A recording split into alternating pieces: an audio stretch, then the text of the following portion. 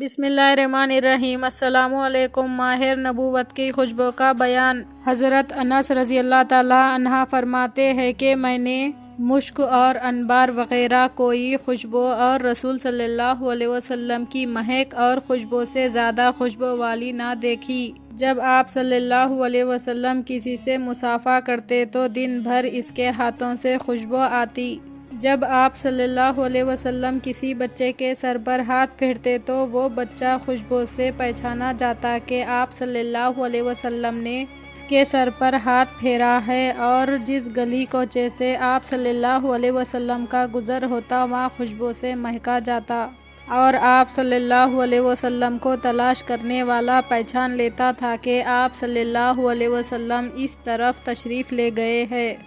حضرت جابر رضی اللہ تعالیٰ عنہ کا بیان ہے کہ میں نے ماہر نبوت آپ صلی اللہ علیہ وسلم کے دو کاندھوں کے بیچ میں ایک سوراخ ابھرا ہوا گوشت کبوتری کے انڈے جیسا دیکھا ہے، اور اس میں سے مشک کی خوشبو سے زیادہ خوشبو آتی تھی۔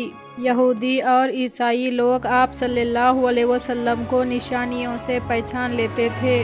آپ اللہ کے سچے رسول ہیں، مگر دنیا کی لالچی اور دنیا کی بڑائی کی وجہ سے مسلمان نہ ہوئے، اور بے لالچی علم لوگ جیسے عبد بن سلام اور سلیمان فارسی اور نجاشی بادشاہ مسلمان ہو کر گواہیاں کہتے ہیں کہ یا رسول اللہ صلی اللہ علیہ وسلم۔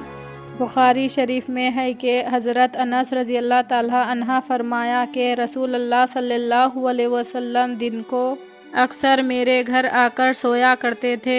ایک روز آپ صلی اللہ علیہ وسلم کے جسم پاک سے پسینہ بہت نکلا۔ میری ماں ام سلمہ نے پوچھ پوچھ کر ایک شیشی بھر لی۔ آپ صلی اللہ علیہ وسلم جاگ گئے اور فرمایا کہ پسینہ کیا کرو گی؟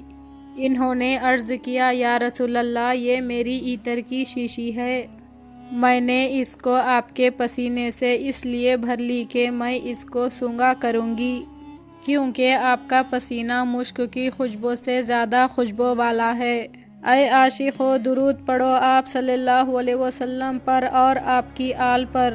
اگر آپ کو یہ ویڈیو پسند آیا تو لائک کیجئے، شیئر کیجئے، چینل کو سبسکرائب کیجئے۔ اگلے ویڈیو میں پھر ملیں گے۔ اللہ حافظ۔